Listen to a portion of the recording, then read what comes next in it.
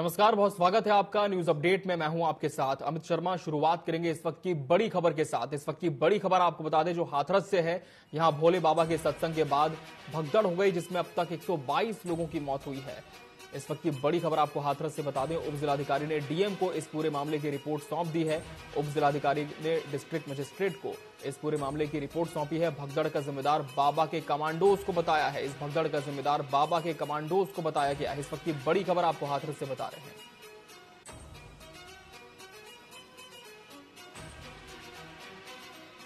तो प्राथमिक रिपोर्ट में जानकारी आई है कि बाबा के कमांडोज ने धक्का मुक्की की और इस वजह से ये पूरा वाकया पेश आया। धक्का मुक्की के बाद जो भीड़ थी वो अनियंत्रित हो गई और एक भगदड़ का रूप इस भीड़ ने ले लिया।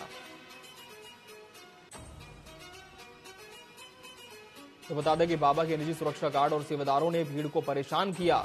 यह भी बताया गया कि बाबा के निजी सुरक्षा गार्ड और सेवादारों ने इस भीड़ को परेशान किया, उनके साथ धक्का मुक्की की और उप जिलाधिकारी ने डीएम को जो रिपोर्ट सौंपी है इसमें इन बातों का उल्लेख है।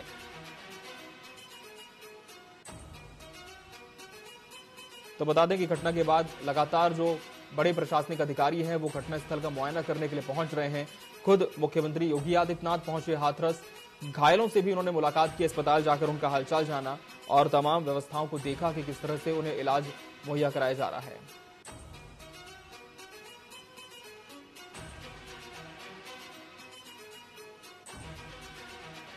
और इस खबर पर ज्यादा जानकारी के साथ हाथरस से हमारे सहयोगी दीनदयाल और UP state head Shatrughan Singh Rathore हमारे साथ जुड़ चुके हैं। सबसे पहले दीनदयाल, आपसे जानना चाहेंगे कि जो रिपोर्ट अब डीएम को सौंपी गई है उसमें भीड़ को परेशान करने की बात कही जा रही है बाबा के कमांडोज के द्वारा, और इनके साथ साथ किन बातों का उल्लेख है ये भी हम आपसे जरूर जानेंगे। लेकिन आपको बता दें अब तक दर्शकों को हम कि इस पूरी घटना में 122 लोगों की मौत हुई है जिनके नाम सार्वजनिक किए गए हैं। 4 जिलों अलीगढ़, हाथरस, एटा और आगरा में रात भर शवों का पोस्टमार्टम चला।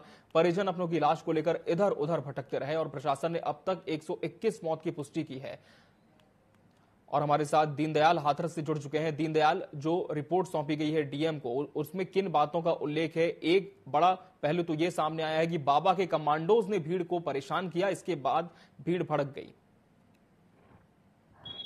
अमित जी, मैं बता दूं आप जी तो कि वहां पर जो भीड़ एकत्रित हुई थी तो भीड़ की संख्या अधिक होने के कारण वहां उमस हुई। उमस होने के बाद में वहां से लोगों की भगदड़ मच गई और बारिश के कारण वहां पे पानी भरा हुआ था। जी जी दीनदयाल, फिलहाल क्या कुछ स्थिति है वहां पर, क्योंकि कल इतनी बड़ी घटना हुई है, लगातार प्रशासनिक अधिकारी मौके पर पहुंचे। आज खुद मुख्यमंत्री योगी आदित्यनाथ हाथरस में हैं। कि योगी आदित्यनाथ अभी घटना का जायजा कर रहे हैं। बागला हॉस्पिटल मरीजों को देखा था, उन्होंने हालचाल लिया था। अभी एसपी कार्यालय पे हम लोग मौजूद हैं। यहाँ पे अभी आने वाले योगी जी प्रेस वार्ता करेंगे और प्रेस वार्ता के बाद में जो भी जांच सौंपी गई है उस पर कार्रवाई की जाएगी। बिल्कुल। धनंजय, हम आपसे ये भी जानना चाहेंगे कि जो आयोजन स्थल था वहां पर किस तरह की व्यवस्थाओं की बात अभी तक सामने आई है, क्योंकि जब भी इस तरह के बड़े आयोजन होते हैं एक पूरी मेडिकल टीम वहां पर होती है, एम्बुलेंस को भी रखा जाता है, खासकर इमरजेंसी गेट्स बनाए जाते हैं। तो क्या ये 3 पहलू उस पूरे आयोजन स्थल में देखने को मिले थे?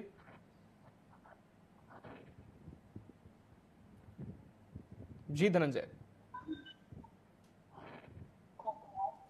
चलिए, धनंजय से हम फिर से संपर्क करने की कोशिश करेंगे। यूपी स्टेट हेड शत्रुघ्न जी हमारे साथ जुड़े हुए हैं। शत्रुघ्न जी, इतनी बड़ी घटना, देश भर में इस पूरी घटना की चर्चा हो रही है और इस घटना के बाद जो दूसरी जगह है, खासकर मध्य प्रदेश की बात करें, वहां पर भी एक बड़ा आयोजन होने वाला था कथावाचक का, उसे भी रद्द कर दिया गया है।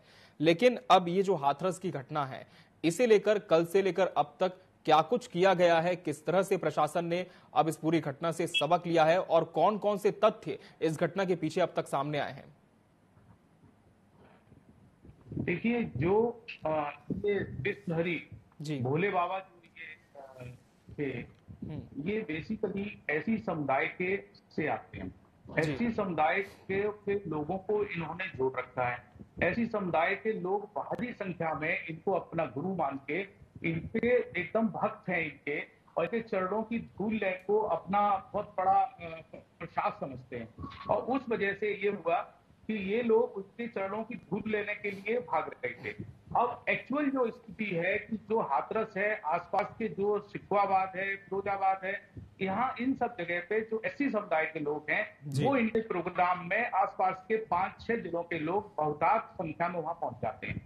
उन्होंने 80,000 लोगों की पुलिस से परमिशन ली थी कि ये उनको आइडिया था कि लगभग 80,000 लोग आएंगे। लोग जो है वहां पे लगभग 2 लाख लोगों की भीड़ इकट्ठी हो गई। बारिश का समय था, बारिश में कीचड़ में लोग गिर गए, उमस ज्यादा थी, गर्मी हो रही थी और इतना ज्यादा लोग वहां पे इनको मानते हैं कि जो इनकी धूल लेने के लिए जैसी मंच से हुआ कि महाराज जी अब जा रहे हैं, आप जाइए इनका धूल लीजिए, तो चरणों के पीछे से जो धूल उठाते हैं उसकी वजह से भगदड़ हुई। वो महिलाएं, ज्यादातर मरने वालों में महिलाएं हैं, महिलाएं गिर गई, उमस ज्यादा थी, छोटे बच्चे थे वो उठ नहीं पाई, कीचड़ था। और सच बात तो ये है कि वहां पे व्यवस्था 80,000 लोगों की भी ठीक से नहीं थी, लेकिन वहां पे 2 लाख लोग इकट्ठे हो गए। तो ये जो सबसे बड़ी इतनी बड़ी संख्या इकट्ठी हो गई, प्रशासन इस चीजों को नहीं देख पाया, वहां पे इस तरीके की नहीं थी, इतनी ज्यादा व्यवस्था अब व्यवस्था हो जाएगी। और उसका ये हल हुआ कि तो आप 136 मौतें देख रहे हैं, जो लगभग 136 लोग वास्तव मर गए।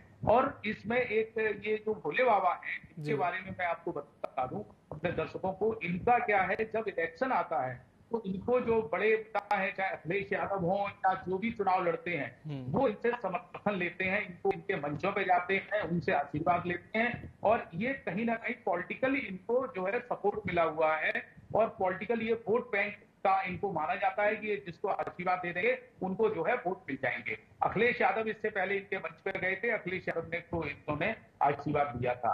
अशोक यादव एक शुफाबाद से लड़ते थे, अशोक यादव शुफाबाद में कोई चुनाव लड़े तो इन्होंने जो ये भोले बाबा हैं, इन्होंने उनको आशीर्वाद दिया था।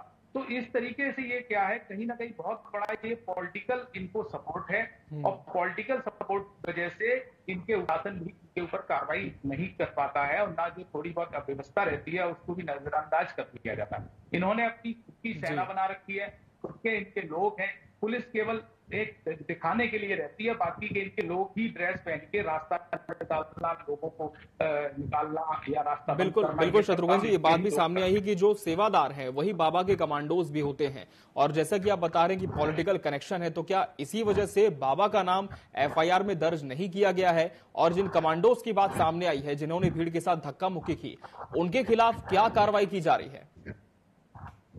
देखिए, पॉलिटिकल कनेक्शन तो उनका बहुत ज्यादा है क्योंकि सारे नेता इनसे आशीर्वाद लेने के लिए जाते हैं कि आशीर्वाद ले लेंगे तो जो इनके जो भक्त लोग हैं, जो विशेष समुदाय से आते हैं, वो सारे भक्त लोग उनको वोट दे देंगे। एक ये चीज है। दूसरा, जो इनकी खुद की सेना बनी हुई है, जो पूरी रिपोर्ट में भी आ रही है, इनकी खुद की सेना ने इनका खुद की अव्यवस्था रही, उन्होंने ही धक्का मुक्की करी और जिसकी वजह से लोग गिरने लगे, भगदड़ मच गई, लोग समझ पाए भीड़ इतनी ज्यादा थी, निकलने की जगह नहीं थी और उसकी वजह से ये घटना घट गई। प्रशासन इन लोगों के जो प्रोग्राम होते हैं, हमारे यहाँ पे इस तरीके के 1-2 गुरु महाराज और भी हैं, वो लोग जब प्रोग्राम करते हैं तो उन्होंने अपने खुद के ही सेवादार बना रखे हैं, वो ही रास्ता निकालते हैं, वो ही लोगों को निकालते हैं। पुलिस प्रशासन ज्यादा कुछ नहीं करता है, पुलिस प्रशासन तो केवल एक तरीके से देखने के लिए रहता है, जिसकी वजह से ही एक हादसा हुआ।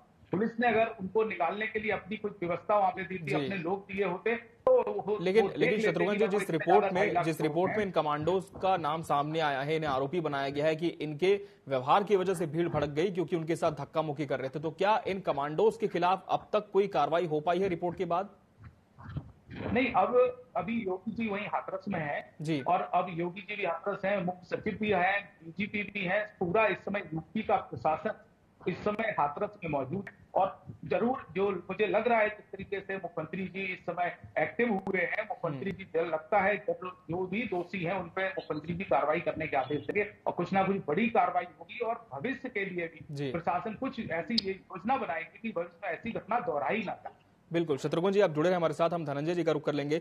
धनंजय, जिस तरह से आपने बताया कि मुख्यमंत्री योगी आदित्यनाथ हाथरस पहुंचे थे, एसपी ऑफिस भी थोड़ी देर में आएंगे, प्रेस कॉन्फ्रेंस करेंगे, लेकिन अभी तक क्या जानकारी मिल पा रही है, कब तक आएंगे? और जो मृतकों का आंकड़ा है, जो लगातार प्रशासन ये बता रहा था कि 120-121 के आसपास मौतें हुई हैं, तो क्या अभी आंकड़ा औपचारिक तौर पर सार्वजनिक किया गया है? कितने लोग हैं जो हताहत हुए हैं इस पूरी घटना में?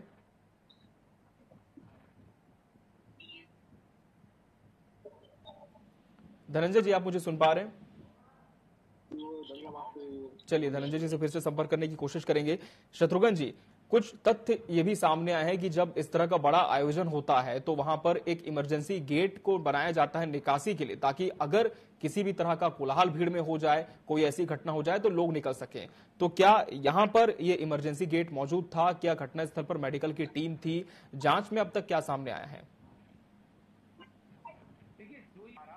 जो इस तरीके की स्वयंभू महाराज हैं जी, इनकी अपनी खुद की व्यवस्था होती है। प्रशासन ना तो इनके गेट देखने जाता है, ना इनकी कोई तैयारी देखने जाता है। प्रशासन, क्योंकि इन्होंने अपनी सेनाएं बना रखी हैं, अपने सूबेदार बना रखे हैं, इनको प्रशासन से केवल इतना होता है कि हमारा यहाँ पे प्रोग्राम हो रहा है, उस दिन एक फॉर्मेलिटी के लिए पुलिस की जुआ खड़ी हो जाती है, वो ये देखती रहती है कि कोई बात है तो हमें इंफॉर्मेशन मिलती रहे। इसके अलावा पुलिस का कोई ये नहीं होता है कि पंडाल कैसा बना है, पंडाल में निकलने की राह है कि नहीं है, वो सब उसको कोई मतलब नहीं होता है। और कहीं ना कहीं ये मान के चलिए इन्होंने इस तरीके का इमरजेंसी गेट, और जब 2 लाख लोग एक जगह इकट्ठे हों और भगदड़ हो जाए, और जब महाराज जी निकले उनके पैरों की, जो मुझे पता चला है और जो वहां पे प्रत्यक्षदर्शियों से बात हुई है कि जो महाराज के पैरों की धूल लेने के लिए भगदड़ हुई और जिसमें सेवादारों ने उनको रोका, उनको धक्का दिया, उसके ऊपर उन पे कुछ बल प्रयोग भी किया लोगों पे, जिससे लोग गिर गए और गिरने के बाद महिलाएं उठती पाई गिर गई। तो ये कहीं ना कहीं क्या है कि ये शंभू बाबा है,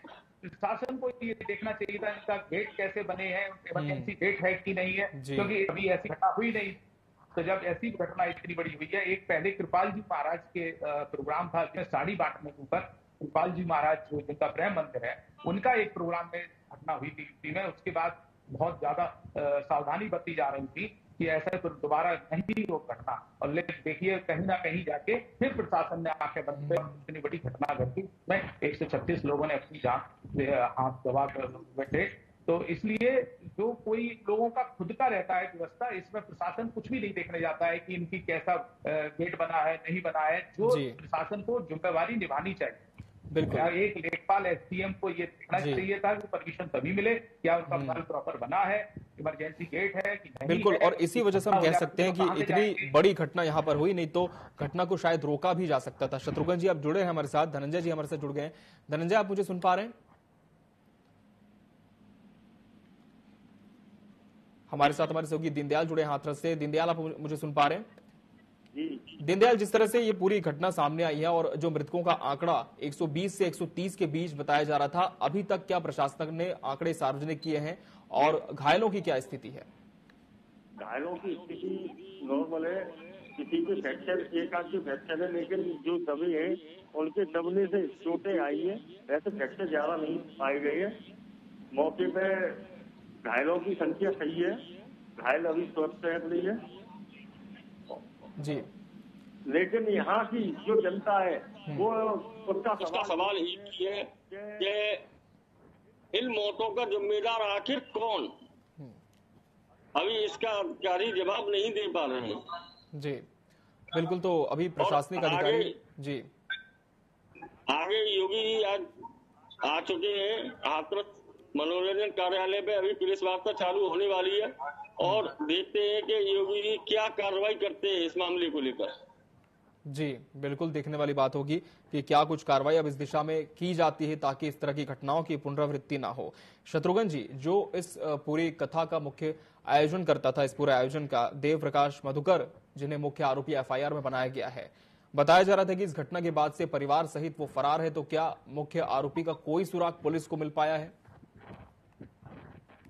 देखिए है क्या, ये सारे लोग कहीं ना कहीं पॉलिटिकल प्रभाव वाले लोग हैं, कहीं ना कहीं पॉलिटिकल टच वाले लोग हैं, और जो भोले बाबा हैं वो भी पॉलिटिकल सारे नेताओं से, सारे प्रशासन, सारे लोगों को ये जानते हैं, तो कहीं ना कहीं उनका सहयोग उनको मिलेगा और उस वजह से ये सारे लोग अभी फरार हैं। अब देखते हैं कि योगी जी जांच में क्या, एफआईआर में नाम नहीं है जो भोले बाबा है, तो आप देखते हैं कि अभी उनका एफआईआर में नाम नहीं है, लेकिन मुख्य आयोजक जो है उनका, उनके खिलाफ तो एफआईआर हुई है, उनको तो गिरफ्तारी उनकी जल्दी होनी चाहिए, क्योंकि मुख्य आरोपी जो है वही मुख्य आयोजक करता है कि उन्होंने इतनी भीड़ इकट्ठी कर ली जबकि उतनी व्यवस्था वहां पे थी नहीं।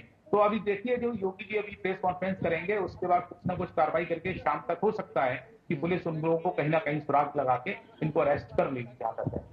बिल्कुल, और यही देखने वाली बात होगी कि निष्पक्ष कार्रवाई क्या यहां पर देखने को मिलती है। फिलहाल मुख्यमंत्री योगी आदित्यनाथ पहुंचे हुए हैं पूरा जायजा वो ले रहे हैं, पूरी घटना किस तरह से घटना घटी और घायलों का हालचाल भी उन्होंने जाना है। और जब प्रेस कॉन्फ्रेंस करेंगे तब ये इस बात और स्पष्ट हो पाएगी कि शासन प्रशासन स्तर पर इस घटना के बाद और क्या कुछ किया जा रहा है। बहुत धन्यवाद आप दोनों का हमसे जुड़ने के लिए, इस खबर पर विस्तार से चर्चा करने के लिए।